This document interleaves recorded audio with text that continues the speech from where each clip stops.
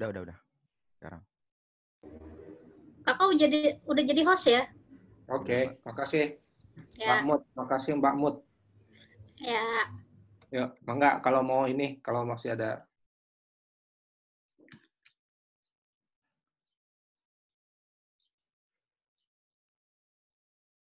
Baik, kita mulai saja ya. 65 sudah menjelang itu berapa sih jumlahnya? 70 ya.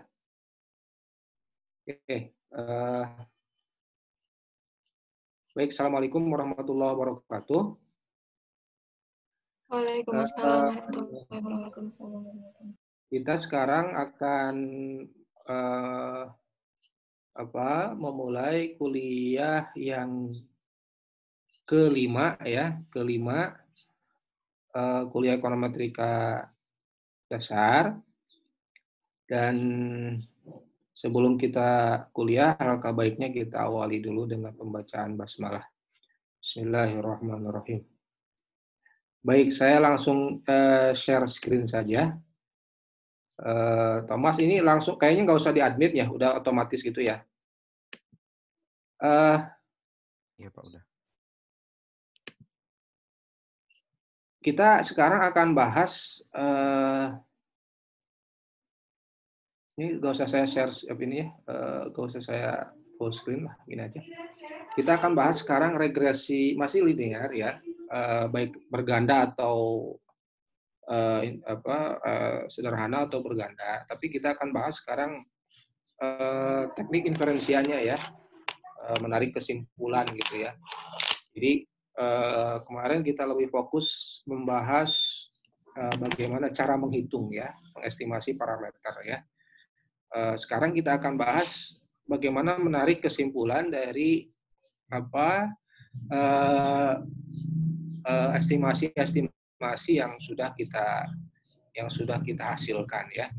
Tentu estimasi yang sudah kita hasilkan di dalam metode dalam menghitung kuadrat terkecil ya, error terkecil gitu ya, kuadrat error terkecil itu belum bisa kita ambil ya sebagai satu kesimpulan ya sebelum kita menggunakan properties yang lain ya, atau properties itu ya hasil perhitungan statistik lah ya gitu ya, yang lain gitu. Kalau kemarin kan kita perhitungan matematik ya, jadi pendekatannya bisa pendekatan kuadrat terkecil ya, bahkan ada juga pendekatan matriks ya, pendekatan matriks. Jadi saya bisa sampaikan ke kalian nih, ini bisa kalian ini juga nih, pendekatan matriks ya. Jadi pendekatan matriks ini kalau saya dulu matriks ya, di S2 itu pendekatannya matriks ya. Bisa kalian cek YouTube-nya. Welcome to the second week. Jadi langsung saya. There's a matrix with the x's in it, and it's multiplied by a vector with the betas. Jadi, so the same betas ini terdengar exist gak? in all of these. Terdengar nggak suara itunya? Nanti saya share saja ya. Terdengar Pak suara Dengaran, YouTube-nya? Pak. Aman. Yang dari YouTube-nya terdengar? Iya Pak, jelas. Terdengar Pak. Oke. Jadi ini pada dasarnya yang kemarin kita sudah kita representasikan dalam ini bisa kita representasikan dalam bentuk matriks ya.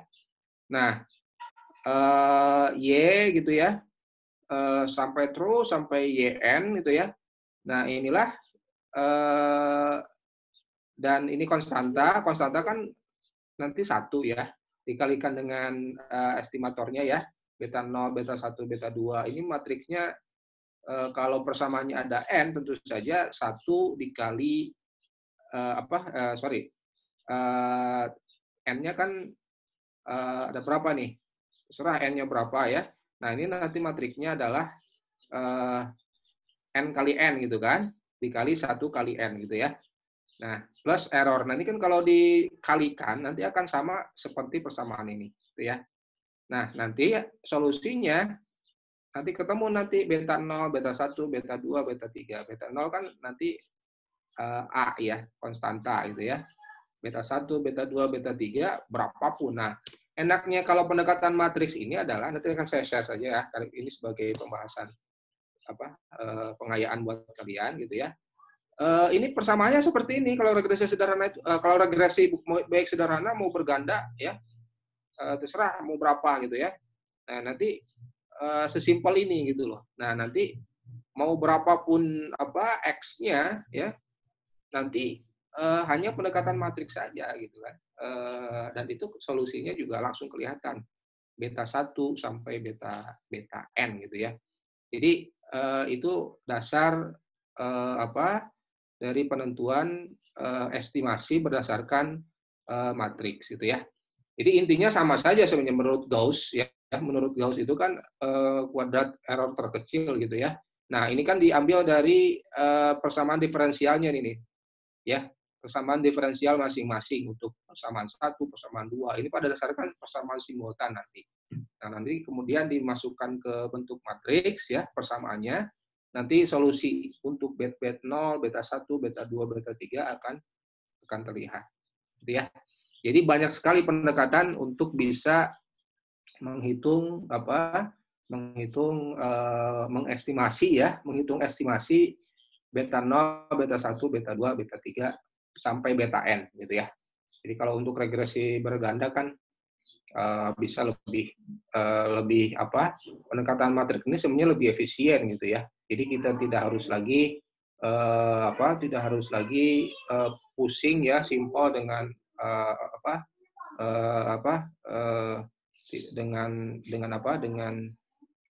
dengan bagaimana menghitung rata-ratanya dan seterusnya, karena kita nanti setelah hasilnya ini kan tinggal dimasukin rata-rata datanya nih, terus ini data X-nya ya, data X2-nya dan seterusnya gitu ya, sehingga langsung ketemu beta 0, beta 1, beta 2, beta 3. Demikian pula kalau dalam software ya, kalau dalam software itu misalnya software R ya, software statistik ya, atau MATLAB ya.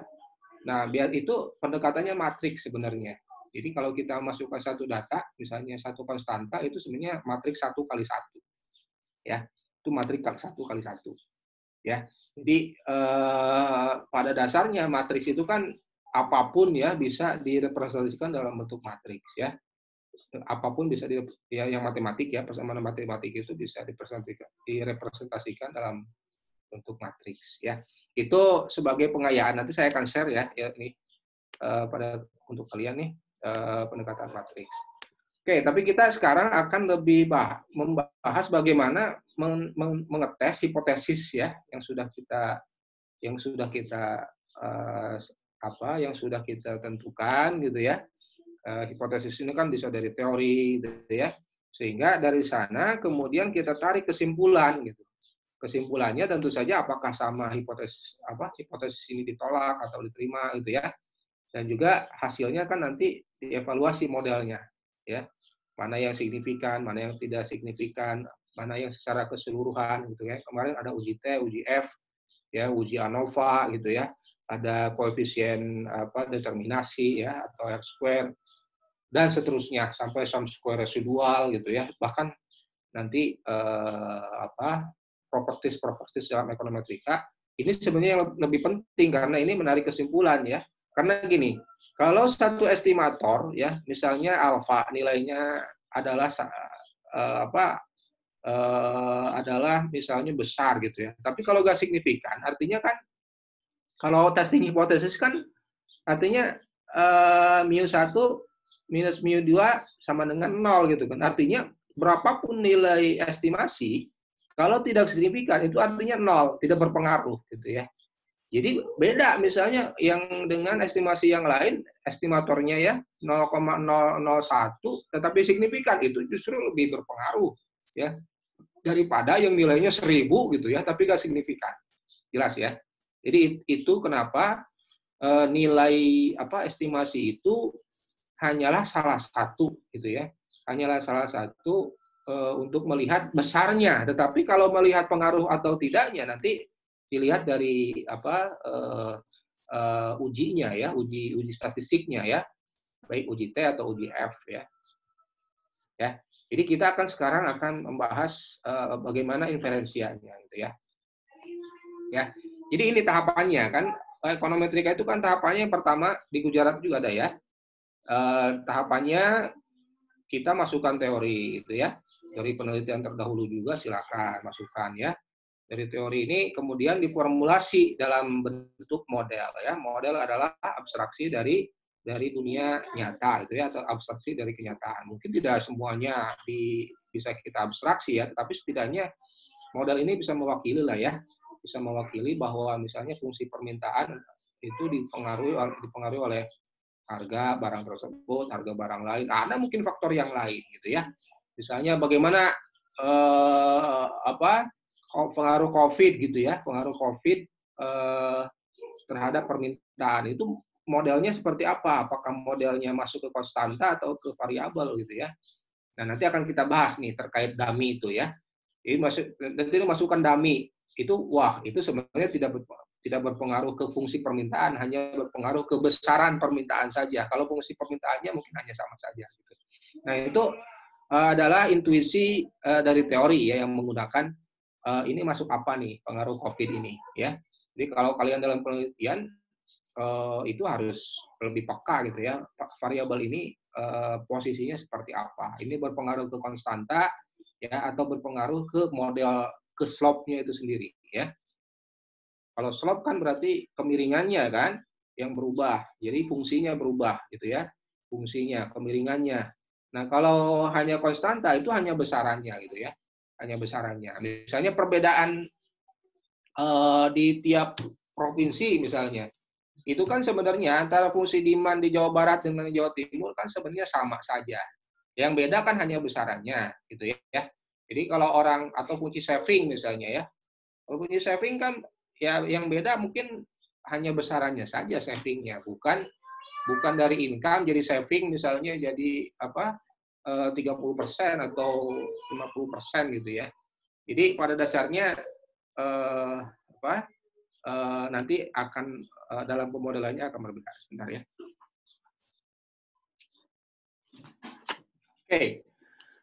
Selanjutnya setelah kita formulasi modelnya, tentu saja kita merancang metode ya. Metode itu tentu ya salah satunya itu OLS ya.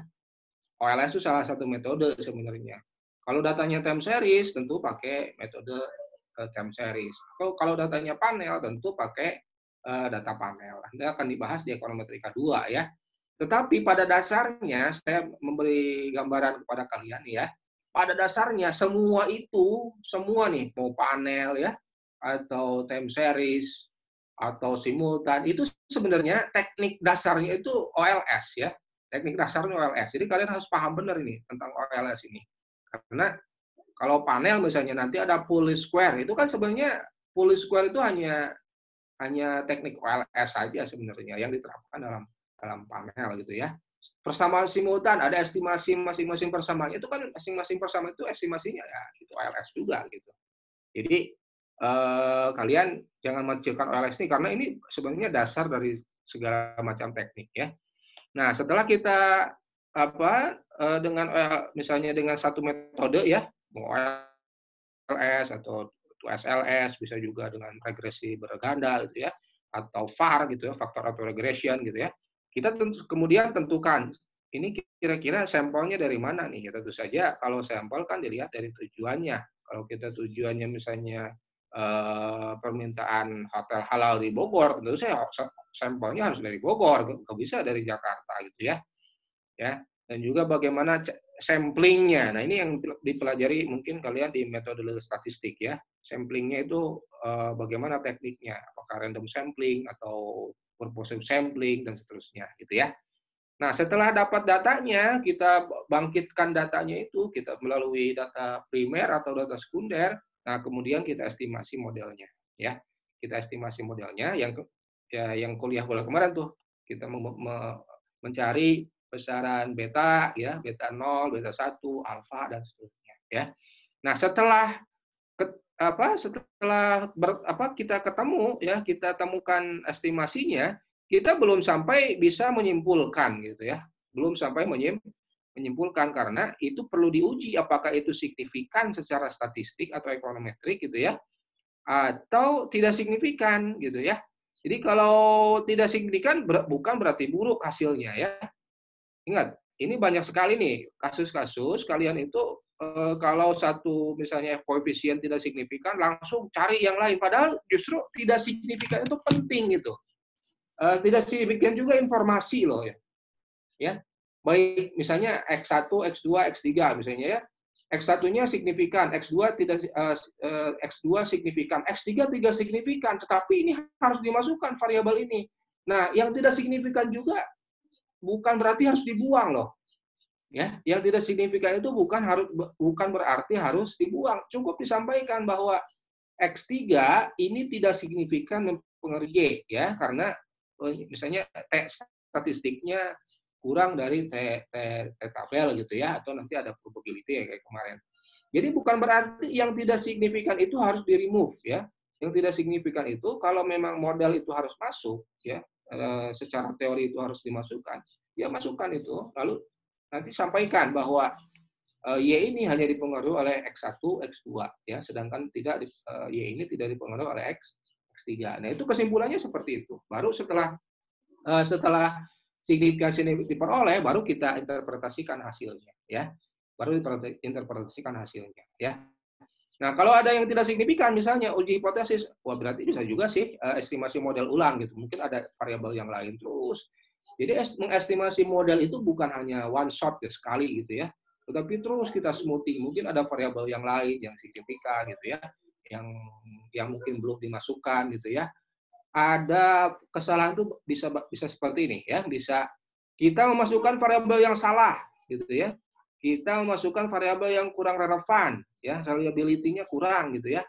Mungkin ada variabel yang lain yang belum kita masukkan. Gitu ya.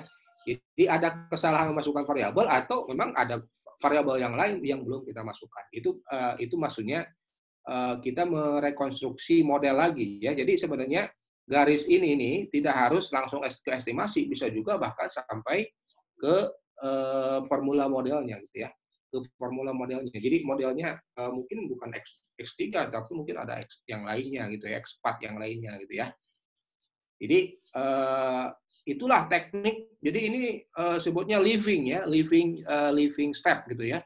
Jadi step-step ini terus kita melakukan iterasi gitu ya, terus lakukan ini. Kalau ini di hasil pas di sini nih, pas di uji hipotesis ini ada yang ini mengganjal, mungkin cari lagi ya ke spesifikasi model ya. Bahkan bisa juga kaji teorinya, ada mungkin teori yang lain nih ya. Ada teori yang lain atau lihat kondisi sekarang, misalnya sekarang COVID nih, ya mungkin ada faktor yang lain yang itu berbeda dalam situasi dalam situasi yang anomali seperti sekarang, gitu ya. Jadi itulah tahapan-tahapan ekonometrika ya. Kenapa bisa sesuai teori atau tidak sesuai teori? Ya itu nggak apa-apa, gitu kan kita kan berdasarkan data gitu ya. Jadi teori itu kan bisa berlaku memang umumnya berlaku gitu ya secara umum. Tetapi kan dalam situasi tertentu atau di tempat tertentu atau dalam kondisi tertentu gitu ya, itu bisa terjadi anomali gitu ya. Bisa terjadi anomali gitu ya. Gitu. Ya. Jadi setelah kita interpretasikan baru kita hasilkan satu kesimpulan ya. Jelas. Jadi itulah teknik atau tahapan dalam uji ekonometrika ya. Apapun metodologinya, ya, apapun metodenya, apapun modelnya, nah step analisis kan seperti ini, ya, step analisis seperti ini, ya. Oke. Nah ini kemarin sudah kita bahas ya, untuk linear yang sederhana, ya, x-nya hanya 1, OLS, ya prinsipnya adalah minimalisasi error, ya, mencari kuadrat error terkecil gitu ya, ya simply error itu kan y minus b0 minus B1X gitu ya. Lalu kita kuadratkan ini itu, kuadratkan error ini. Ya, jadi kalau kita kuadratkan nanti hasilnya akan sigma error kuadrat akan seperti ini. Ya, ini yang kemudian sigma U kuadrat ini yang kemudian diminimumkan. Diminimumkan tentu saja turunan pertamanya harus sama dengan 0. Turunan pertama terhadap apa? Ya terhadap X X1 gitu ya. Atau dalam hal ini koefisiennya ada 2 ya, B0, B1. Kalau ada B0 ya mudah ya. Kalau terhadap X1 nanti akan menghasilkan 2 ya, sigma X1 ya, Y minus B0 minus B1 itu harus sama dengan 0 ya. Hasilnya rumus-rumus yang kemarin ya. Hasilnya rumus-rumus yang kemarin. Cuman kemarin ada kayaknya salah rumus deh ya. Di slide kuliah yang kemarin saya itu rumusnya aja yang salah sih. Salah. Kemarin ada yang WA ke saya, ada yang nanya modul ya.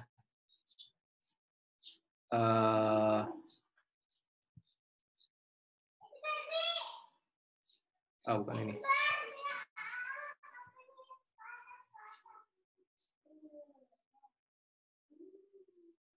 Ini ya. Mana ada yang WA ke saya nih? Siapa yang WA-nya? Lupa saya.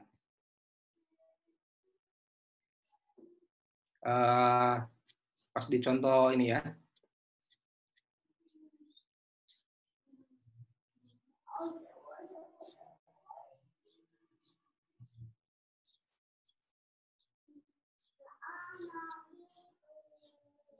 Nah, ini ya. Bukan. Yang X besar ya, masih X besar. Nah, ini ya. Nah, ini tuh X1 ya. Beta B kali sigma X1 kuadrat ya. Ya. Karena kalau ini betul ya. Nah, di sini kan X1 kuadrat ya, mestinya kan kalau 1 kuadrat kan ini ya. Tetapi ini dimasukkan malah ini X2 kuadrat gitu ya. Ini angkanya sudah benar. Kalau angkanya sudah benar, tapi di sini X1 kuadrat ya. Kalau ini sudah benar. Kalau X2 Y sigma Y X2 ya, ini sudah benar ya. Ya, ini kan intuisi saja, salah dong, masa ini X2 ya dikuadratkan, mestinya X1 ya. Jadi ini hanya salah ketik saja. Nah, angka-angkanya sama ya. Kan ketika diregresikan juga menurut software nilainya sama ya. Sama di mana A-nya itu adalah berapa? C-nya 1,4 ya. B-nya minus 8,7 ya. Jadi ini sebagai revisi ya. Makasih kemarin yang sudah ini. Itu ternyata salah ketik saja ya rumusnya. Oke. Termasuk yang di atasnya ya, berarti salah ketik ketika menurunkan persamaannya ya. Dan ini kalau kalian baca Gujarati ya, kalian harus baca nih Gujarati, cek ya. Ini kan rumus dasarnya nih. Rumus dasar Gujarati sigma Y X itu adalah ya beta, ini kan turunan ya. Beta 1 ya kali X1 ya kali beta 2 X sigma X XI kuadrat ya. Jadi kalau X-nya 2 tentu saja ini jadi 2 ya. Jadi 2 gitu ya. Ya. Jadi kalau Y 2 nanti X-nya juga 2 gitu ya. Jadi ini rumus dasar di Gujarati ya. Rumus dasar di Gujarati. Nah, kalau pendekatannya matriks nggak ada lagi tuh bahasa-bahasa seperti itu. Jadi matriks itu hanya penyelesaian matriks saja ya. Nanti akan saya share tuh YouTube-nya ya, tutorialnya biar kalian bisa. Oh, sebenarnya kalau saya sih cenderung lebih suka seperti itu ya. Ya lebih suka seperti itu. Ya walaupun matriks tidak harus selesaikan secara manual oleh tangan gitu ya, pakai kalkulator. Bisa juga kan kita pakai software ya, software yang misalnya MATLAB atau software R ya, ada namanya softwarenya R ya. Ini kalian kalau mau kuliah S2, S3 nanti belajar ekonometrikanya seperti itu ya. Jadi itu teknik estimasinya. Saya rasa sudah cukup jelas ya kemarin ya. Oke, sekarang kita akan lanjutkan. Jadi intinya teknik memperolehnya mudah ya, cukup intinya adalah meminimisasi error square ini sehingga ketemulah garis yang memang representatif gitu ya, sehingga ketemulah garis yang memang representatif untuk bisa kita anggap itulah sebagai long term gitu ya, long term sebagai persamaan, ya, sebagai garis yang menghubungkan X dengan Y. Gunanya nanti bisa untuk kita bisa jadikan prediksi gitu ya. Ketemu nih, ini beta nolnya berapa? 2 plus misalnya 0,2 X gitu ya, plus error gitu ya. Nah ini kan persamaan nanti hasil estimasinya bisa kita pakai untuk prediksi, bisa gunakan prediksinya bisa macam-macam, bisa prediksi waktu. Bisa prediksi waktu. Prediksi waktu misalnya di waktu yang lain bagaimana nih fungsi permintaan ini, atau di tempat yang lain misalnya ini kita punyanya data estimasi fungsi permintaan untuk level Indonesia. Kira-kira kalau untuk level kalau permintaan di mana di misalnya satu provinsi misalnya di Papua mana ya kira-kira ya mirip-mirip seperti itulah kira-kira ya. Kita punya fungsi permintaan di Bogor misalnya. Nah, untuk Cianjur seperti apa ya? Kalau Cianjur ya mirip-mirip lah dekat ke Bogor gitu ya, atau Bekasi misalnya, mirip-mirip lah seperti itu. Ya, itu prediksi ya, prediksi di tempat yang lain atau prediksi di dalam situasi yang lain ya, waktunya yang berbeda. Ya. Nah, setelah kita peroleh hasil estimasinya, kita kemudian melakukan uji ya, uji. Ujinya uji keseluruhan ya, keseluruhan modelnya ya, dan uji secara parsial. Apa itu secara keseluruhan? Secara keseluruhan tentu saja adalah dengan menggunakan kemarin sudah ya dibahas uji F ya. Uji F. Uji F itu simpelnya seperti itu. Semua koefisien variabel independen gitu ya adalah 0 H0-nya ya. Nah, H1-nya adalah bahwa tidak seperti disebutkan di atas. Berarti tidak semua koefisien variabel adalah 0 gitu ya. Jadi itu simply uji F gitu ya. Jadi kalau uji F itu hanya menyatakan bahwa secara model secara keseluruhan ini mempengaruhi Y ya, variabel dependennya ya. Tapi yang lebih penting dari itu tentu kita ingin menguji satu-satunya Kak, keseluruhan satu persatu kan. Nah, ini namanya uji T ya atau uji parsial ya. Ya uji T kita ingin duga B0-nya seperti apa gitu ya. Apakah sama dengan 0 ya. Terus hipotesis alternatifnya adalah B0 tidak sama dengan 0 ya. Tidak sama dengan 0 bisa positif, bisa negatif. Karena dalam konsep ekonometrik terserah mau positif atau negatif, yang pasti kalau itu signifikan berarti kan itu bisa kita tarik kesimpulan gitu ya. Selagi berbeda nyata dari 0 gitu ya. Intinya seperti itu. Demikian pula konsep koefisien X ya. Kita akan uji beta satunya itu sama dengan 0 dengan hipotesis alternatif beta 1 tidak sama dengan 0, entah negatif atau positif. Makanya dalam T-tabel ya, dalam T-tabel nanti carinya yang dua arah ya. Yang dua arah ya kan. Dua arah itu artinya bisa ini kan bisa dua nih dibagi dua. Beta 1 kurang dari 0 atau beta 2 lebih dari 0, terserah. Nah, T hitungnya nanti akan berbeda ya. Apakah satu arah atau dua arah gitu ya.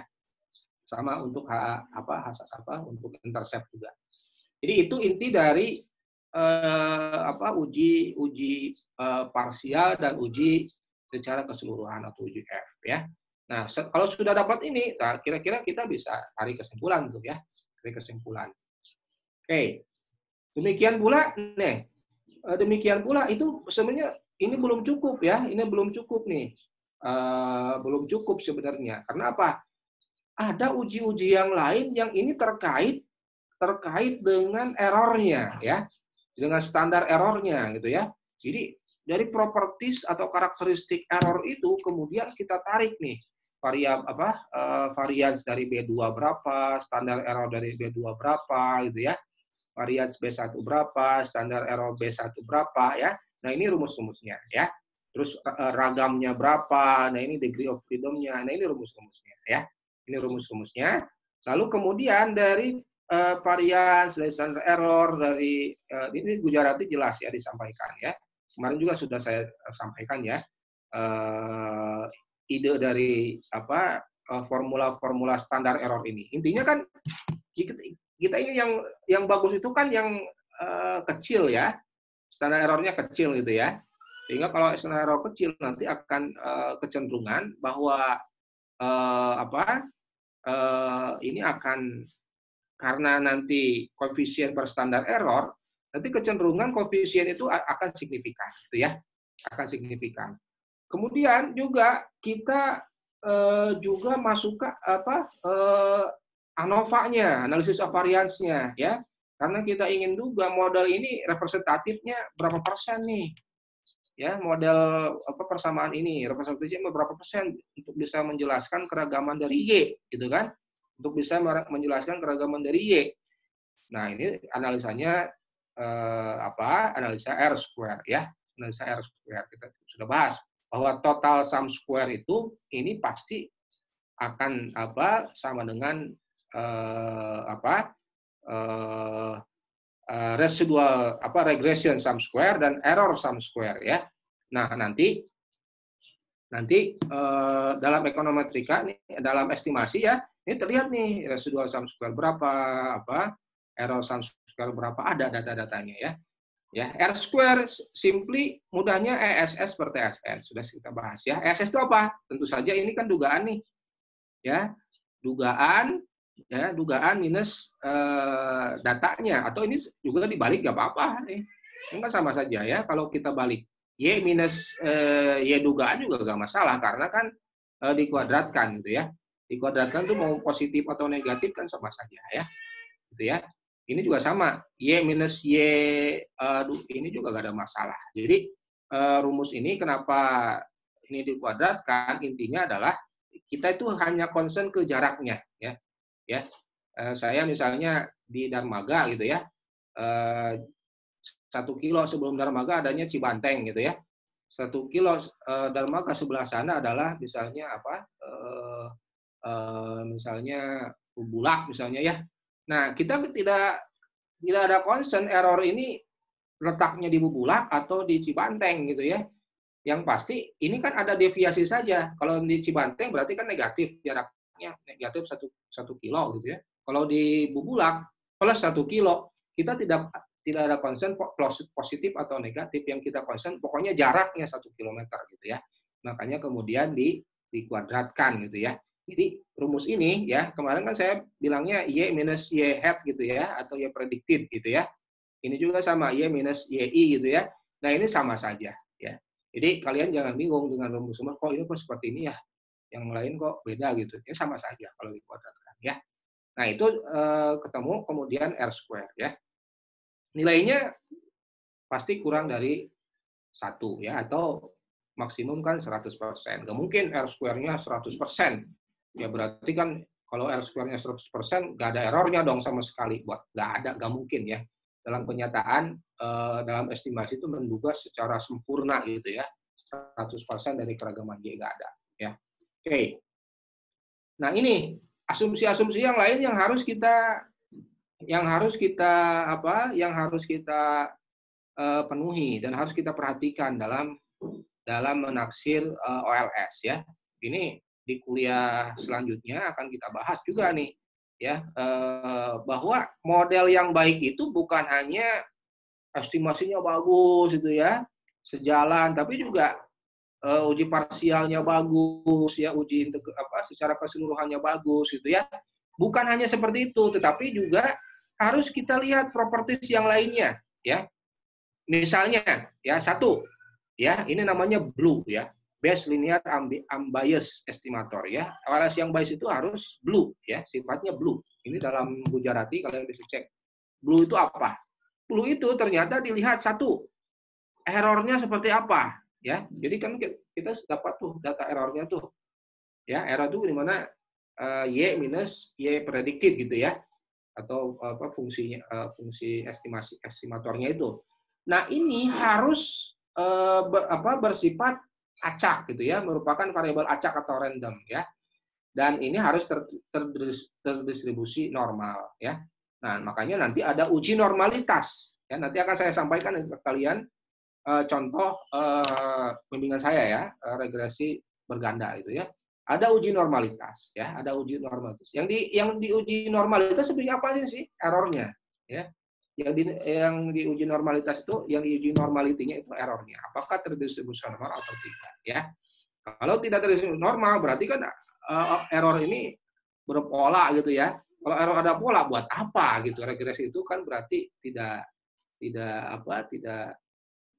bagus, karena ada error itu kan harus kita anggap dia itu random gitu ya, harus random gitu ya, harus random ya, harus acak gitu. Kalau errornya berpola bahaya gitu kan. Kalau errornya berpola berarti kan model itu nggak keragaman y-nya itu diwakili oleh pola regresi dan diwakili oleh error yang berpola. Kalau errornya berpola berarti model kita belum bagus. Ya, seperti itu. Itu ide kenapa sih harus ada uji normality, ya? Karena uji normality itu intinya adalah kita ingin menguji error itu sebenarnya harus random ya, harus acak. Jadi sehingga yang berjalan adalah fungsi atau garis regresinya gitu ya. Kalau errornya walaupun ada gitu ya, tapi tidak berpola atau random sifatnya, gitu ya. Yang kedua, ini masih terkait error juga ya. Jadi nilai harapan atau expected value dari error itu ya, karena variasi X itu harus sama dengan 0 ya. Bahasanya itu expected value error ya, karena variasi X ini harus sama dengan 0 ya. Ya, harus sama dengan 0. Ini teknik ya. Jadi ada sih data-data ini nanti diestimasi.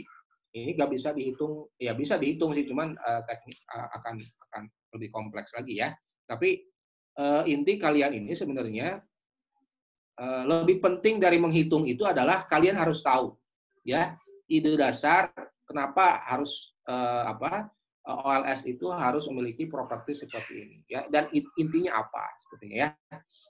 Artinya kan kalau nilai harapan error dari variasi X itu masih bukan sama dengan 0, artinya apa?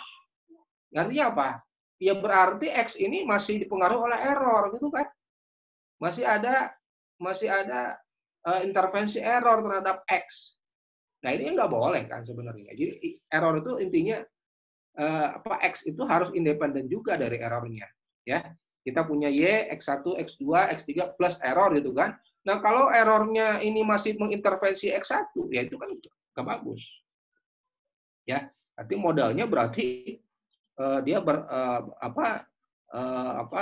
dia tidak setia ke Y, tapi juga dia itu independen tidak independen karena dia dipengaruhi oleh errornya juga gitu ya.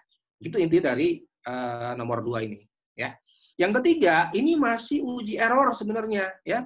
Uji error tidak terjadi autokorelasi. Apa sih itu autokorelasi? Errornya ya, atau serial korelasi sama saja ya. Artinya ini covariance error 1 sampai error dan error J, artinya jadi kalau error kita korelasikan ya, membuat korelasi antar error itu harus sama dengan 0. Jadi kalau errornya masih saling berkorelasi secara serial, secara waktu itu ya, itu artinya kan error itu masih terikat satu sama lain gitu ya, masih bergerumpul, jadi nggak independen lagi itu. Jadi errornya masih punya ikatan antara error itu, dan ikatannya kuat gitu misalnya, apalagi. Nah itulah fenomena dari autokorelasi, gitu ya. Jadi inti dari autokorelasi itu apa? Covariance dari error itu harus sama dengan 0 ya, untuk error yang berbeda ya, untuk error yang berbeda. Jelas ya?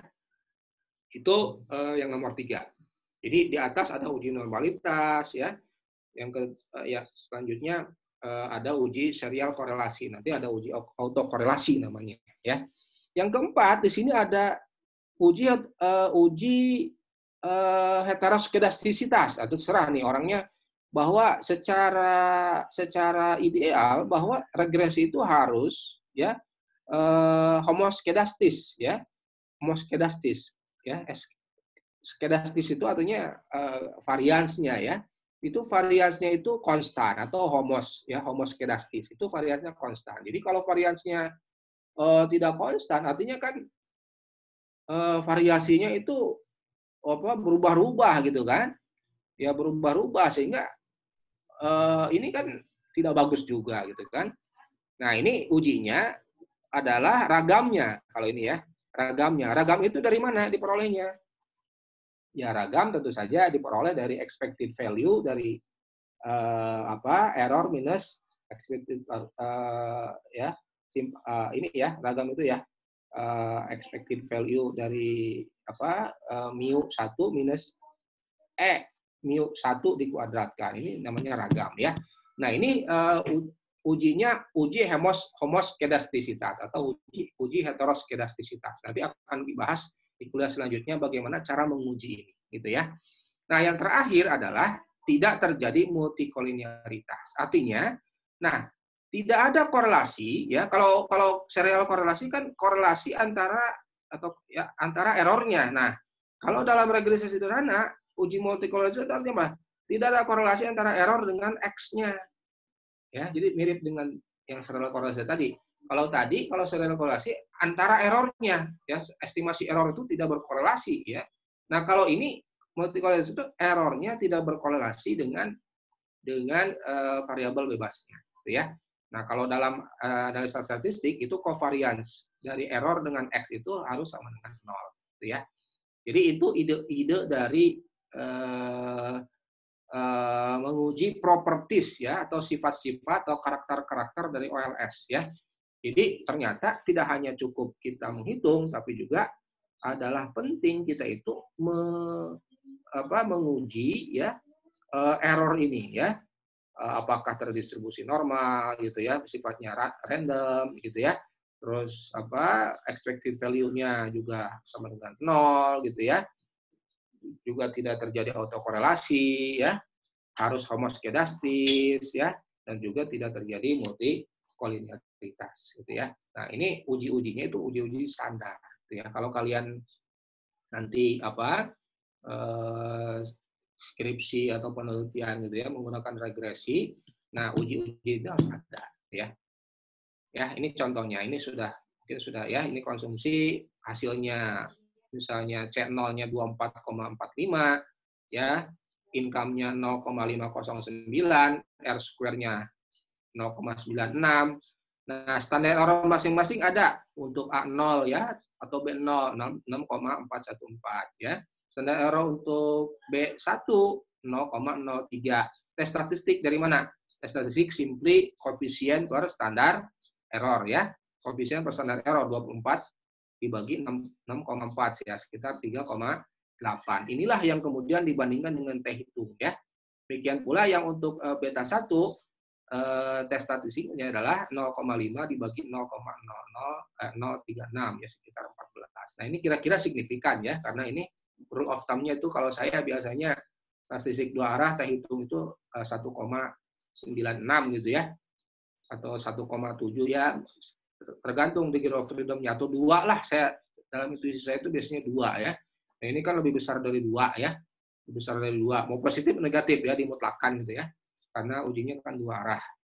Nah, ini artinya ini signifikan ya. 24 ini bisa kita representasikan, bisa interpretasikan, 0,509 ini bisa kita interpretasikan. Uji F-nya, biasanya uji F itu kalau ininya sudah signifikan, uji F juga pasti signifikan gitu ya. Ya. Jadi begini, uji F itu biasanya ya, ini intuisi nih ya. Kalau uji T-nya tidak signifikan dua-duanya, berarti biasanya uji F tidak signifikan. Kalau uji T-nya ada yang signifikan, berarti bisa jadi uji F-nya juga signifikan. Kalau dua-duanya tidak signifikan, berarti uji F-nya mestinya tidak signifikan karena ini hanya ada 2 variabel gitu ya. Jadi seperti itu. Nah, itu interpretasi gampang ya. Kalau interpretasinya artinya apa? Coba saya ini siapa nih? Saya cek siapa. Ada pertanyaan nggak? Atau saya nanya? Kurnia, ada Kurnia nggak? Kurnia Triwahyu. Ada, Pak. Ada Kurnia nggak? Ini artinya apa? Coba bisa diinterpretasikan nggak? 24,455 ini apa artinya? kalau nggak ada variabel dari income-nya, konsumsinya akan tetap 24.000, Pak. Ya ini kan secara ini kan bukan tidak ada variabel income. Ketika tidak ada income, maka konsumsi gitu ya, adalah 24,4. Terserah satuannya apa, tergantung datanya ya. Kalau ini rupiah ya rupiah, kalau dolar ya dolar. Di sini dolar misalnya. Ya. Nah, 0,509 Nabila apa ini Nabila? Jadi kalau misalkan income-nya itu naik sebesar kalau misalkan income-nya itu naik sebesar $1, maka akan mempengaruhi konsumsinya sebesar 0,509, Pak. Berapa apa satuannya? Dolar. Dolar ya, dua-duanya. Ini datanya asumsinya dolar semua ya. Jadi data level namanya. Data level ya. Ingat, data level itu ini semuanya dalam dolar ya. Konsumsinya dalam dolar gitu, bukan dalam satuan ya. Ya, bukan, bisa juga konsumsinya misalnya beras gitu ya. Konsumsi beras dalam liter ya. Kalau satuannya berasnya dalam liter berarti ketika income-nya naik $0,5, maka konsumsinya akan naik sebesar 0,509 liter gitu ya. Tergantung ini satuannya apa ya.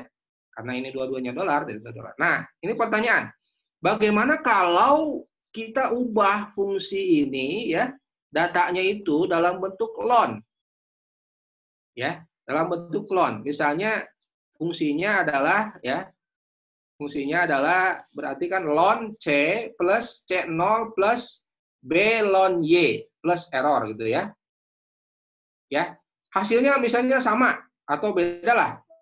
Hasilnya misalnya hasilnya seperti ini. Loan C adalah 0,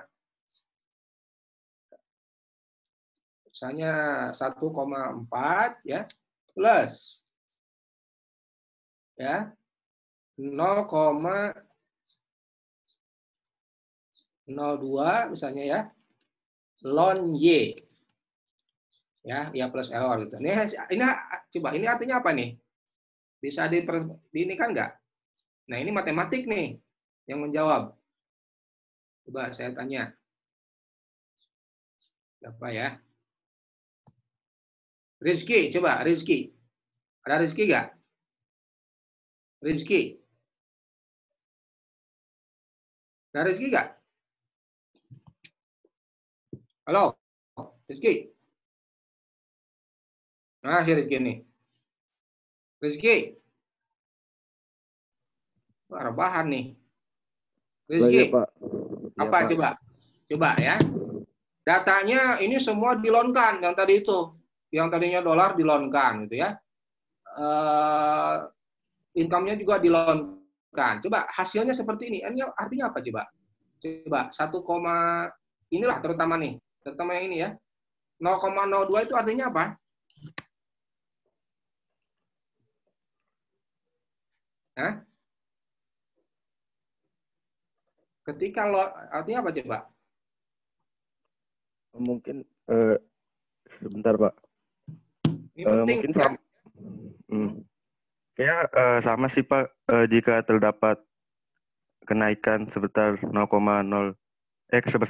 maka akan mempengaruhi kenaikan sebesar 0,02 Pak. Yang saya Tapi kan ini loan Y, ini loan loh. Jadi delta loan itu apa? Delta loan itu apa? Kalau ini kan delta income jelas, kalau satuannya level dolar ya perubahan $1 gitu ya. Tapi kan delta loan. Delta loan itu apa? Coba. Saya belum terlalu paham sih Pak kalau yang delta loan. Belum ya? Coba saya tanya lagi nih. Ini penting nih ya. Kalau makanya ini kalau kita secara ekonomi kan kalau level ini kan income naik Rp1 ini konsumsi. Tapi kan kita lebih concern kalau income-nya naik 1% gitu atau 1%, maka berapa persen naik Y-nya atau C-nya di sini? Coba ada yang bisa jawab nggak? Ada yang bisa jawab nggak? Saya kasihlah bonus nilai UTS 3. Ada yang bisa jawab nggak? Nilai UTS saya kasih 3. Plus. Coba yang bisa jawab nggak? Ada yang bisa jawab nggak? Halo? Pak, mau nyoba, Pak. Hah? Siapa? Siapa? Saya, Pak. Siapa namanya? Ini nggak kelihatan di sini. Devita, Pak. Citra. Devita. Kita. Apa? Kalau Ini pendapatan kita 0,02 apa 0, artinya? kalau pendapatan kita 0, kan 0 itu 1, Pak. Jadi kalau pendapatan kita 0, tapi konsumsi kita itu tetap 1,4. Oh, nggak ada hubungannya 1,4. Interpretasi 0,02 itu nggak ada hubungannya 1,4. Ya, nggak ada hubungannya dengan 1,4. Nanti 1,4 ada lagi interpretasinya. Oh iya, Pak. Berarti saya salah, Pak. Ya, nggak jadi ya. Siapa nih? Siapa lagi? Ayo, yang mau tambah. Gimana kalian nih matematika ekonominya nih? Sekarang Eksar ini. Ayo. Ada yang bisa jawab nggak?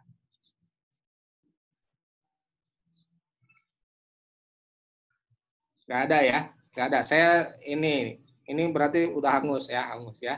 Nadia coba. Nadia Salma. Coba apa? Artinya 0,02 ini apa? Halo? Iya, Pak. Ya, apa itu 0,02? 0,02 tuh bentar.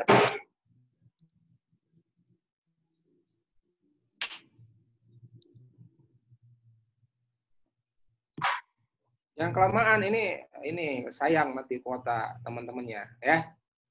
Ayo, apa? Koefisiennya, Pak. Ya, koefisien. Ini interpretasi itu apa artinya?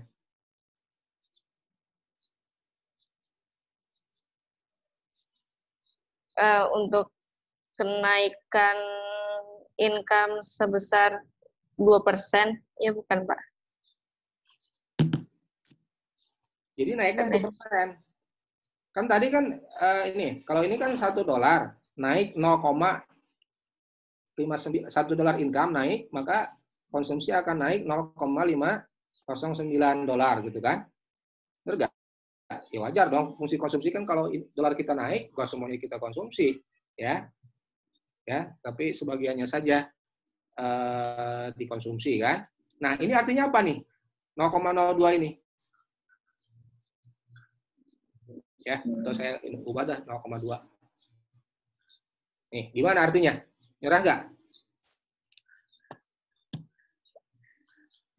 Jadi kenaikan 1% ya. Jadi kenaikan 1% variabel independen gitu ya. Jadi kalau fungsinya loan ini, kenaikan tapi harus loan juga C-nya ya, atau logaritma ya. Y ini juga harus loan. Nah, artinya gini, kenaikan 1% income ya, Y ya, 1% income akan menaikkan konsumsi sebesar 0,2%. Jelas ya? Kenaikan 1% income akan ya, atau bila income naik sebesar 1%, maka konsumsi akan naik sebesar 0,2%. Ya bisa kalian ubah, bukan 1%, bisa 100%, ya kali saja berarti 100 kali 0,2. Bila income-nya naik 100%, berarti 2 kali lipat gitu ya, maka konsumsi akan naik sebesar 20%. Paham ya? Jadi kan delta loan itu kan sama dengan persen kan? Enggak, delta loan itu sama dengan persen. Ya, di sini delta loan, di sini delta loan. Maka jadi nilai-nilai kalau ini dalam bentuk modelnya dalam bentuk loan itu nanti gampang direpresentasikannya dalam bentuk kenaikan 1% Y atau X itu ya akan mempengaruhi estimasinya itu ya sebesar itu persen gitu ya. Jelas ya? Jelas ya? Jadi kalau ini level, nah demikian pula kalau loan semua. Makanya dalam ekonometri dalam skripsi, dalam penelitian biasanya modelnya itu dilonkan semua. Karena apa? Karena kita kan lebih concern ke kalau naik 1%, naik berapa persen, akan naik berapa persen nih variabel dependennya. Gitu ya. Kita tidak concern satuan dalam rupiah berapa. Yang kita concern kan ya berapa persen gitu kan. Yang rupiahnya ya tinggal dikalikan gitu kan. Ya misalnya kalau GDP naik, misalnya kan bisa dalam bentuk GDP nih. Kalau GDP naik 5%, maka ya atau 1% gitu kan, ya 1%, maka konsumsi masyarakat akan naik 0,2%. Ya artinya kalau GDP naik 5%, ya ada GDP naik 5%, maka akan gimana? Kali saja 5% kali 2, berarti akan naik sekitar 1%. Jadi atau kebalikannya, kalau GDP-nya turun, ya kalau GDP-nya turun, misalnya 5%, sekarang COVID misalnya turun kan, misalnya resesi ya, misalnya turun 3% misalnya, maka konsumsi masyarakat ini akan turun sebesar 3 kali 0,2 ya, berapa? Ya sekitar ya dikalikan saja ya. Jadi konsumsi tidak harus turun sama persennya gitu kan, tapi mungkin lebih rendah dari itu. Jelas ya? Jadi ini penting. Jadi pemilihan model, makanya di sini ya, di sini penting. Jadi formulasi model itu, ya modelnya apakah model yang langsung saja gitu ya, model Y adalah X atau ln Y. Ln Y adalah fungsi dari ln Y. Nah, ln X itu ya. Nah, kalau dua-duanya ln berarti nanti interpretasi ya. Coba nanti di tugas kalian tuh silahkan tuh dibuat ln-nya saja. Ya kan mudah. Excel atau di ini kan mudah saja gitu ya. Oke, itu untuk regresi linear sederhana ya, yang satu variabel. Demikian pula kalau dua gitu ya. Kalau dua kan rumusnya sudah kelihatan kemarin kan, sudah ada estimasinya ya. Terus juga kemudian ketemu properti dari variansnya ya, untuk variabel B1, B0, B1 ya, juga B2 gitu kan. Terus ragamnya kelihatan. Nanti tujuannya adalah untuk melihat ini ya, untuk melihat blue ya, sama di sini juga ya, untuk regresi berganda yang variabelnya lebih X-nya lebih dari 1 ya. Rata-rata error harus 0 gitu ya. Tidak terdapat serial korelasi atau korelasi ya. Sama ini kovariansnya. Harus bersifat homoskedastis ya, atau tidak terdapat heteroskedastis ya. Heteroskedastisitas gitu ya. Kovarians antara error itu harus dan variabel base harus sama dengan 0 gitu ya. Tidak terdapat multikolinearitas. Cuma di sini bedanya ya. Kalau multikolinearitas dalam regresi berganda ini adalah simpelnya adalah tidak terdapat korelasi yang kuat gitu ya. Ya, korelasi yang kuat antara variabel independennya. Misalnya ada X1, X2. Nah, korelasi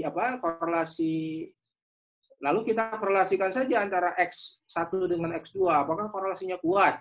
Ya, kalau misalnya korelasinya 0,8, ya berarti multikolinearitas. Ya. Jadi kan simpelnya gini, kalau dalam regresi berganda nih, misalnya kita punya fungsi Y adalah fungsi ya demand ya, misalnya demand fungsi dari P, ya, harga barang tersebut, income, harga barang yang lain. Nah, ternyata antara income dengan harga barang misalnya korelasinya kuat. Nah, ini indikasi adanya multikolinearitas gitu ya. Nah, ini simpelnya kan mudah. Tinggal kita buat saja korelasinya gitu ya. Tinggal kita buat korelasinya di antara variabel independen. Kalau kuat berarti itu ada gejala indikasi multikolinearitas ya. Kalau sudah ada multikolinearitas berarti kan bisa jadi datanya yang salah ya. Bisa jadi datanya salah. Atau bisa jadi variabelnya yang kita masukkan itu salah, sebenarnya bukan harga barang tersebut dengan barang yang lain, tapi ada variabel yang lain yang harus kita masukkan gitu ya, atau kita gantikan variabel tersebut ya. Itu inti dari OLS ya. Jadi tidak sampai hanya mengestimasi ya, tetapi juga kita harus uji nilai-nilai residualnya ini ya, residualnya ini. Nah, beruntungnya dalam software itu ada semua ya, nilai-nilai itu ada ya. Bahkan kalau dalam dalam software ekonometrik itu langsung keluar ya. Misalnya kita ingin melakukan uji normality, langsung tuh tinggal kita klik ya, residual test gitu ya. Residual test, normality test, residual test, serial correlation test, masuk autokorelasi ya. Terus juga ada uji homogenisitas ya. Multicall ada uji FIF ya namanya. Ada juga, cuma kita korelasikan saja X1, X2-nya. Ya itu banyak. Jadi tekniknya banyak ya untuk menguji OLS ini bisa blue gitu ya. Bisa blue ya, based linear unbiased ya, estimator. Nah, ini contoh ya. Ini contoh, ini saya punya mahasiswa bimbingan nih ya. Nah, bentar saya. Nah, ini ya. Ini skripsi yang kemarin baru ujian. Sorry.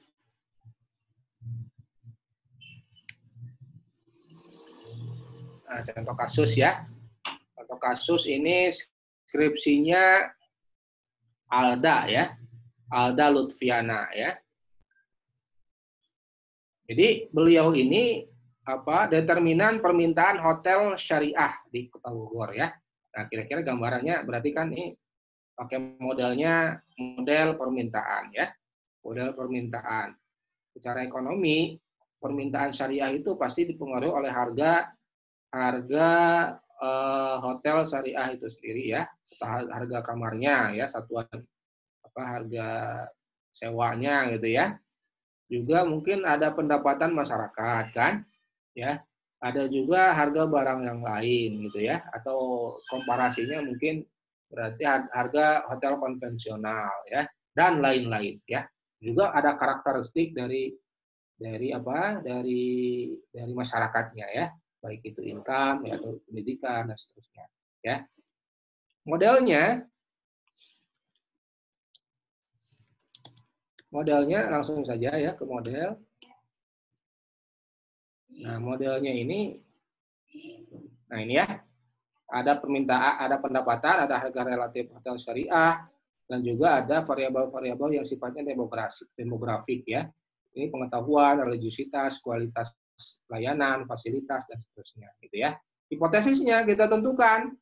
Ini dari teori ya, pendapatan tentu akan berpengaruh positif. Enggak, kalau pendapatan naik berarti tingkat hunian hotel mestinya banyak akan naik gitu ya. Harga relatif gitu ya, harganya gitu ya, pengetahuan semakin bagus, pengetahuan terhadap hotel syariah tentu akan semakin hotel syariah itu atraktif gitu ya. Religiusitas juga gitu ya. Ada juga kualitas layanan, ada juga fasilitas yang tersedia gitu ya. Metodenya dia pakai OLS ya, di mana? Tentu harus di Bogor ya, karena tujuan penelitian kan di Bogor ya. Jenis datanya adalah data. Nah, ini kira-kira data apa ini? Data primer ya. Bahkan dikomparasi juga, dikombine juga dengan data sekunder ya, data sekunder. Jadi bisa sebagian kita ambil data primer ya, kita bangkitkan data itu dengan kuesioner, bisa juga kita kombinasikan dengan data misalnya harga hotelnya atau tarif hotelnya, tentu kita tanyakan ya ke hotelnya sendiri. Nah, itu sekunder ya namanya. Ya. Lalu sampelnya di sini ya diperoleh berapa hotel nih? Nah, konsumen dari 4 hotel ya, 3 hotel ya di Bogor ya, yang syariah. Ya. Sampelnya ada 59. Ini N-nya berarti kan? Ya kira-kira datanya ada 59 ke bawah ya. N-nya 59. Ya. Analisanya, nah ini regresinya ya. Regresinya adalah dimodelkan Y adalah fungsi dari income ya, harga relatif ya. Harga relatif hotel syariah terhadap konvensional. Ini knowledge ya, pengetahuan. Nah, ini sifatnya skor. Bisa juga religiusitas ada SFQ itu apa ini? Pelayanan ya. Dan juga FCL ya, ini fasilitas ya. Kemudian ini semua diambil datanya ya. Oke, nah ini berarti regresi berganda karena lebih dari satu ya X-nya ya. Regresi berganda. Hasilnya, nah ini juga ya saya sebut tadi, juga tidak hanya meregresikan dan hanya menghasilkan estimasi, juga diuji asumsinya ya. Variabel dependennya ini memiliki hubungan linear gitu ya. Ujinya, nah tadi sebut ya, uji normalitas gitu ya, uji multikolinearitas, uji heteroskedastisitas, uji autokorelasi. Bahkan ada lagi nanti terkait datanya, uji validitas dan reliabilitas. Ya, ini terkait datanya sebenarnya ya. Terkait datanya itu variabel valid dan reliable tidak gitu ya. Nah, ini definisi datanya disebutkan. Hasilnya ini deskriptif ya. Kemarin kita sudah bahas bahwa ekonometrika itu bisa deskriptif ya, hanya menggambarkan loh ya, menggambarkan itu kita sajikan dalam bentuk tabel ya. Kita sajikan dalam bentuk grafik gitu ya. Seperti ini statistik deskriptif ya. Dan juga angka-angka misalnya yang lain ya, angka-angka rata-rata, angka-angka standar deviasi dan seterusnya. Nah, ini statistik deskriptif, biasanya tujuan pertama ya. Nah, setelah itu ada statistik inferensianya. Bagaimana hubungan variabel X, semua variabel X tadi terhadap Y. Nah, itu dengan ekonometrik ya. Jadi faktor-faktor yang yang mempengaruhi permintaan jasa layanan hotel syariah, gitu ya. Bahkan sebelumnya ya ALDA ini melakukan ujinya dulu, ya modelnya benar kan nih, normalitinya, itu ya, heteroskedastisitasnya, multikolinearitasnya, ya. Lalu setelah itu kalau ini sudah memenuhi, berarti model itu bisa kita pakai ya untuk mengestimasi model permintaan di atas, ya. Setelah bisa dilakukan itu, maka kemudian kita melakukan uji T, ya, melakukan uji F, ya, dan melakukan R square-nya berapa, ya. Nah, dihasilkan adalah ini, ya, ini hasilnya, ya. Ini modelnya model bukan loan sepertinya, ya, bukan loan. Jadi interpretasinya langsung saja, ya. Yang positif berarti kenaikan harga relatif, ya, hotel syariah itu akan menurunkan tingkat. Artinya kalau harga syariahnya naik, maka permintaan akan turun, ya, akan turun, gitu ya. Dan seterusnya. Pendapatan juga positif, pengetahuan juga positif, ya, reliabilitas juga positif, kualitas pelayanan juga positif, fasilitas juga positif. Hanya di sini, mana tes statistik di sini? Nggak ada. Di sini tidak ada tes statistik karena tes statistik itu sudah dimasukkan ke probability of untuk menolak T0, T1 gitu ya. Sebenarnya kalau di EVIUS-nya ada ya, di estimasinya ada tes statistik. Di lampiran ada ya, di lampiran di belakang. Tapi EVIUS juga menyajikan langsung ya probability statistiknya. Misalnya kalau 0,000 itu artinya signifikan dalam 1% bahkan ya. Ini signifikan dalam 5% ya. Harga relatif itu signifikan dalam 5%. Dikasih tanda bintang. Ya. Nah, pendapatan ini tidak signifikan. Nah, ini yang saya sebut. Ini kenapa tidak signifikan? Ya, artinya apa coba representasinya? Coba ya. Kalau harga relatif oke lah, semuanya signifikan. Pengetahuan, makanya religiositas, kualitas ini signifikan. Tapi kalau pendapatan artinya apa? Ya, walaupun ini angkanya memang sudah sesuai ekspektasi ya positif, tapi di sini secara probabilitas artinya T hitungnya masih rendah sekali gitu ya. Ya, tidak signifikan. Ini artinya apa? Pendapatan itu tidak berpengaruh kepada permintaan hotel syariah. Ya, artinya apa? Hotel syariah ini masih sifatnya kalau dalam itu seperti inelastis gitu ya. Jadi pendapatan berapapun sebenarnya concern-nya bukan itu ya, bukan itu concern-nya. Pokoknya level pendapatan berapapun bagi orang yang dalam tanda petik yang sangat concern terhadap isu syariah gitu ya, hotel syariah. Oke, kita ambil gitu kan. Kita ambil. Kita tidak hiraukan harganya berapa segala macamnya gitu ya. Yang pasti kita level pendapatan itu tidak mempengaruhi daripada hotel syariahnya gitu ya. Jadi ini walaupun ada nilainya, ini artinya sama dengan 0 gitu kan. Ini artinya sama dengan 0 gitu ya. Jadi kita representasikan sama dengan 0 gitu ya. Jadi nilai ini itu tidak bisa kita terima gitu ya.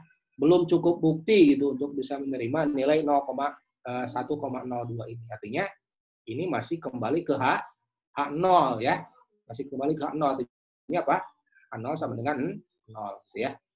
Nggak tahu nih, si Alda ini baru ngirim ke saya. Ini benar nggak presentasinya? Pendapatan mana pendapatan? Ya, belum saya baca ya.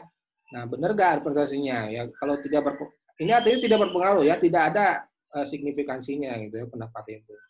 Jadi ini bagi hotel syariah artinya apa?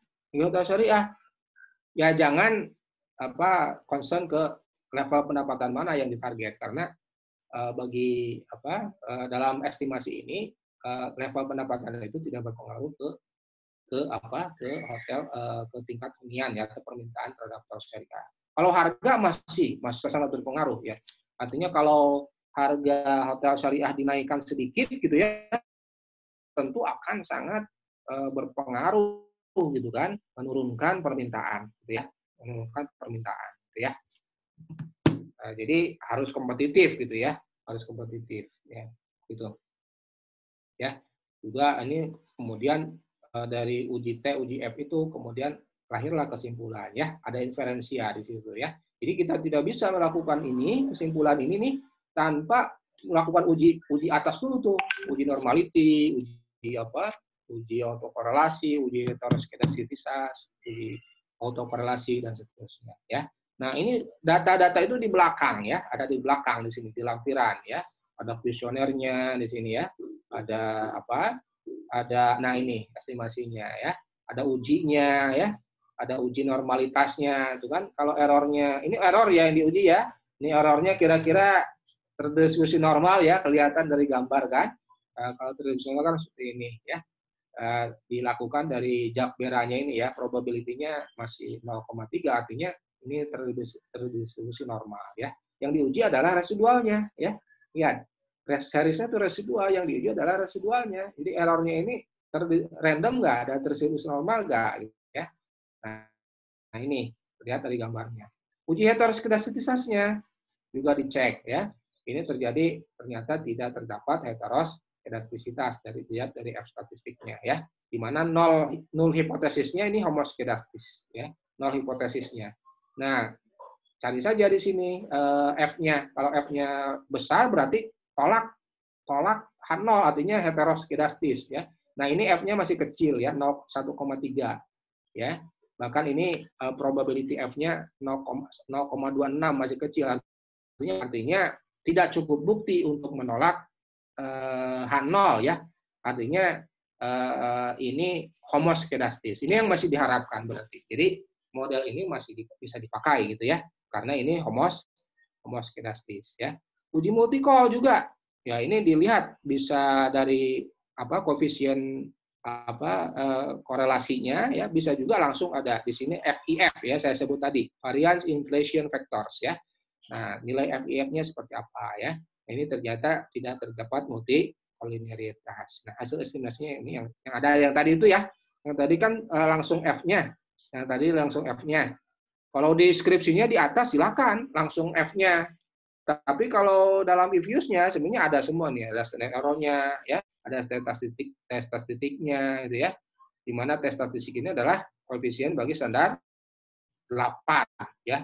Terserah mau positif mau negatif, 8 ini lebih besar dari 2, makanya signifikan ya, 0,00 sekian. Ya. Ini yang kita kejar nih, tes statistiknya ya, uji parsialnya. Di sini untuk harga relatif 2 ya, ini kira-kira signifikan dalam 5% gitu ya. Income, nah ini 0,54, nah ini masih kecil kan, artinya belum cukup bukti untuk bisa menolak H0 sehingga income ini masih kita anggap sebagai 0 gitu ya, tidak signifikan. Knowledge signifikan ya, di atas 2 semua ya. Nah kira-kira seperti itu. Juga properties yang lain, R square ada ya dalam if-use ya.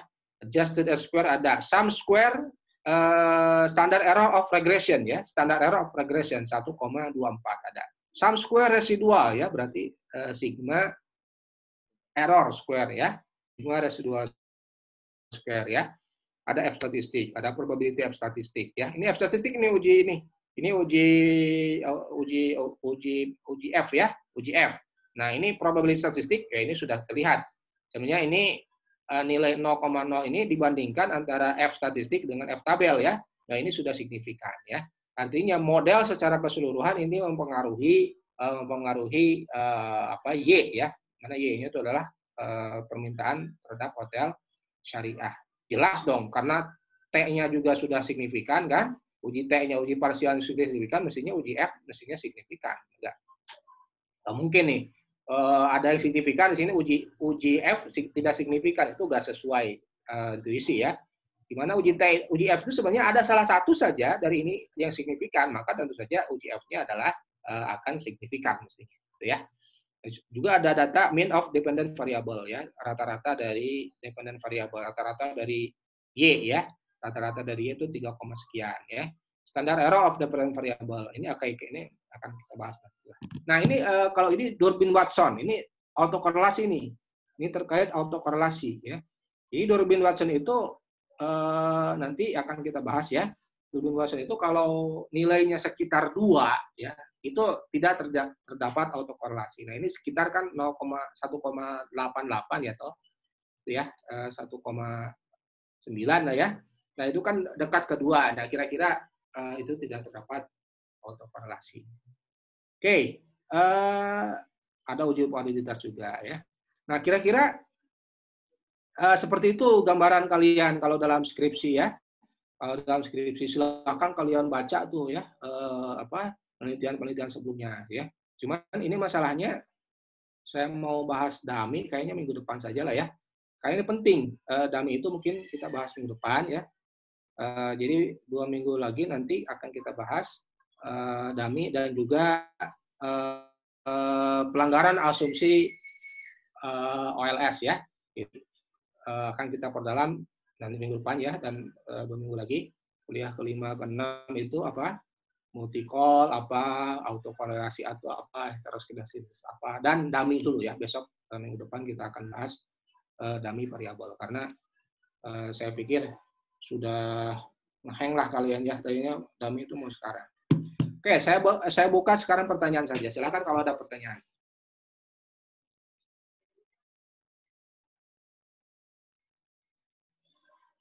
Halo?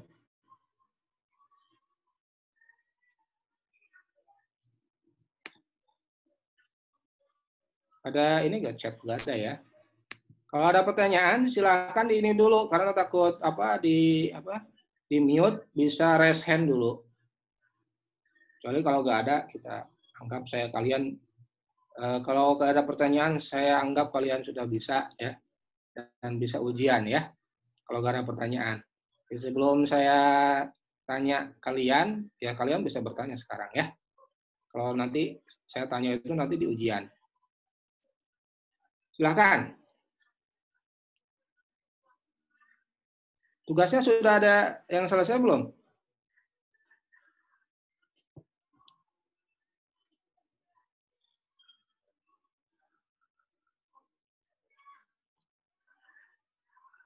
Ini hadir semua ya, 77 ya. Komtinya siapa? Komtinya?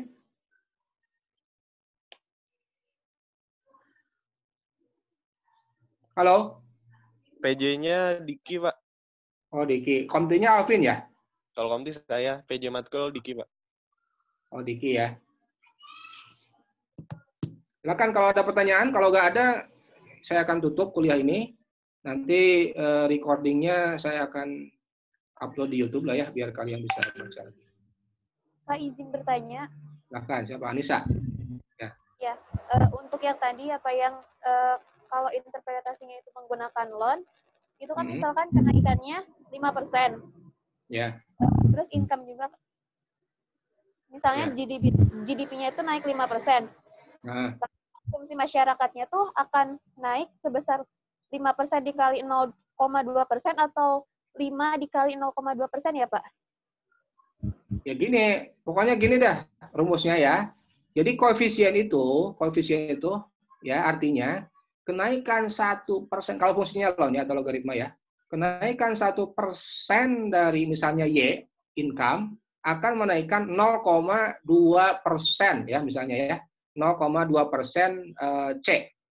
Nah kira-kira kalau income-nya naik 5% berapa? Ya kali 5 aja, kenaikan 5% income akan menaikkan berapa? Berarti 0,2 apa? 0,2 dikali yaitu koefisiennya. Apa yang diharapkannya. Ya. Oh, berarti dikalinya 0,05 ya, Pak? Iya, gitu ya.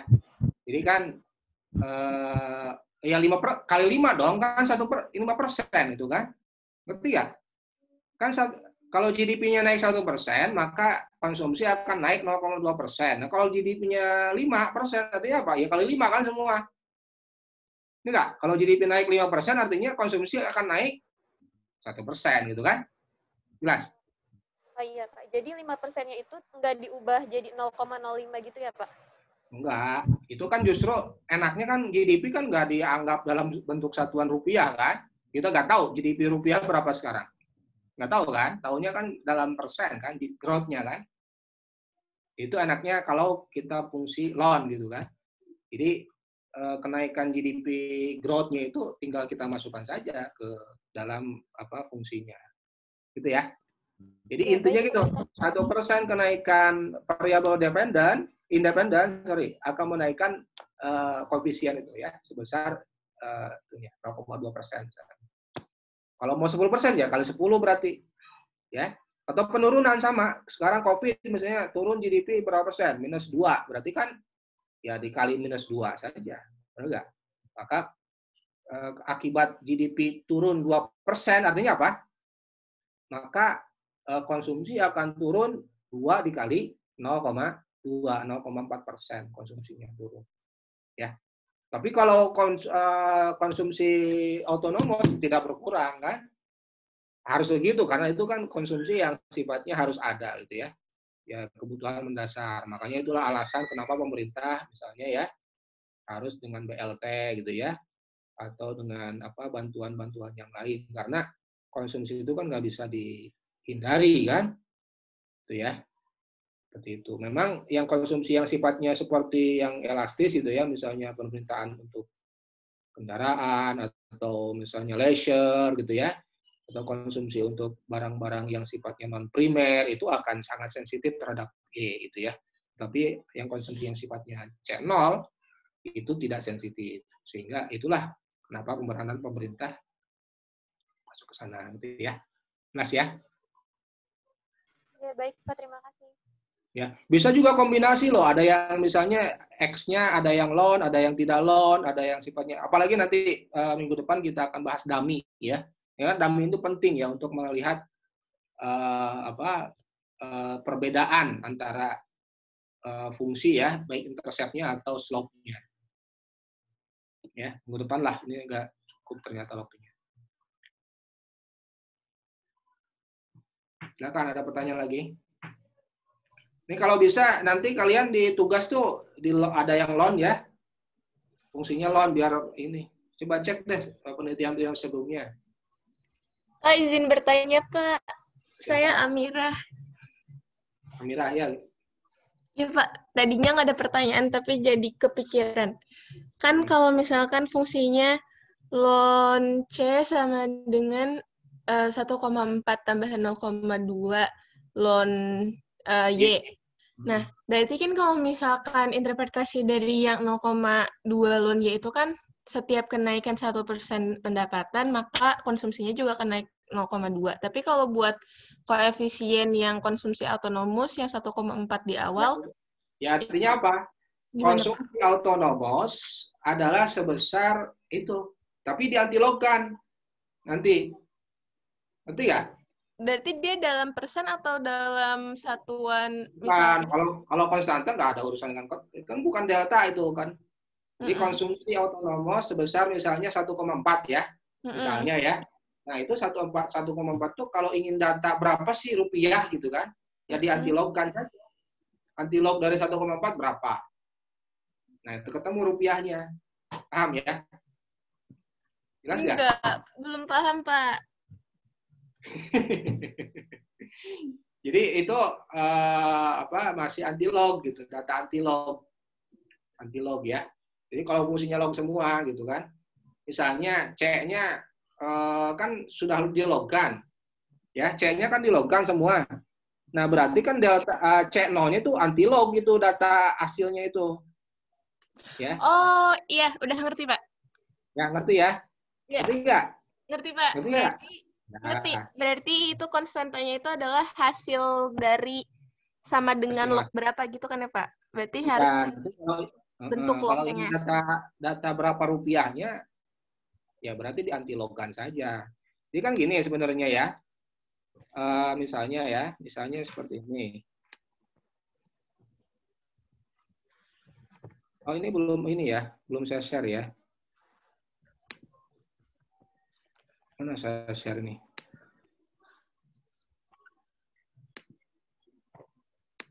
Ini saya share ya. Ini kan sebenarnya gini ya, ini C gitu ya, ini Y gitu ya.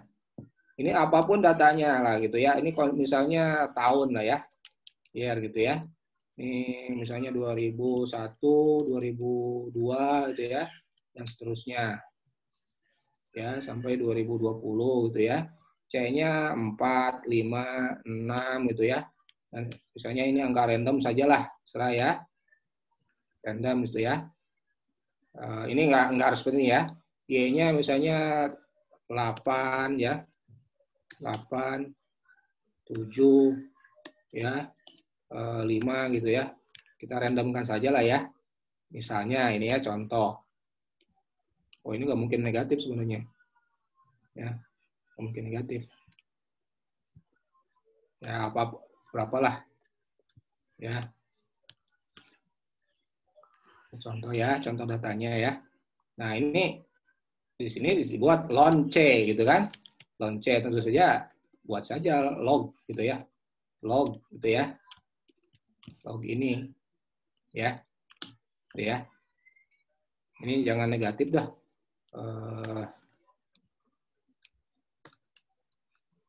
Ya. Contoh lah. Ya. Contoh ini semua log C gitu ya. Nah, demikian pula log Y, lon Y gitu ya. Nah, ini lon Y gitu ya. Ya. Cek deh kamu kalau di Excel melogkan seperti apa. Tapi kalau di Vios itu sudah ada, langsung aja log. Ya. Nah, baru estimasinya. Nah, artinya kalau yang diregresikan ini ya, kalau fungsinya C fungsi dari Y gitu ya. Ya. Ya, berarti ini ya. Ini dua ini. Ya. Jadi kalau lon C fungsi dari lon Y, ya lon Y, ya berarti kita meregresikan ini, ya meregresikan ini. Sehingga kan ketemu nanti lon C misalnya adalah fungsi, misalnya ya secara ini adalah C0 gitu ya, C0 atau kecil lah ya, C0 plus 0, berapa tadi? 4 lon Y. Ya, artinya itu tadi ya. Berarti misalnya ini ketemu misalnya lon C-nya berapa? 0,9 misalnya ya. Nah, ini masih antilog gitu ya. Berapa C yang benar? Ya berarti adalah antilogkan. Nah, di sini ketemu misalnya C adalah hasilnya misalnya 20 misalnya ya, plus 0,2 ya. Y gitu kan. Nah, kalau ini sudah langsung 20 ini adalah C-nya itu konsumsi autonomous ya. Ini hanya gambaran saja ya. Belum tentu log 0,9 kan 20. Ya. Jelas ya? Ya, Pak. Jadi itu inti dari, belum lagi nanti dummy ya. Misalnya dummy ada krisis misalnya tahun 2008. Ya. Ini sebut kita dummy ya, dummy krisis ya. Nanti minggu depan lah ya, 2008 itu ya. 2008. Nah, artinya 2008 ke sini kita anggap 1 gitu ya. Ya, anggap 1 ini nanti 0 ya. Ya, 0 semua. Tuh. Nah, di sini nanti plus misalnya dummy ya. Dummy-nya misalnya ada signifikan, misalnya 0,2 0,5 D ya. Negatif misalnya ya, negatif 0,5. Artinya setelah krisis ya, karena ada krisis misalnya terjadi penurunan konsumsi misalnya ya. Ya. Nanti minggu depan lah kita akan bahas terkait dengan ini. Oke, ada lagi pertanyaan?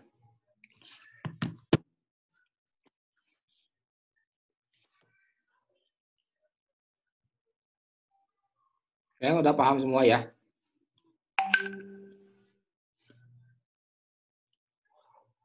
Oke, kalau tidak ada pertanyaan, tadi siapa co-hostnya? Saya, Pak. Thomas ya. Thomas, nanti saya minta itunya ya, karena saya biasa upload di YouTube biar bisa akses lagi. Iya, Pak. Mungkin kalau tidak ada pertanyaan, tugasnya silahkan minggu depan kalau sudah ada ini bisa kita tampilkan ya.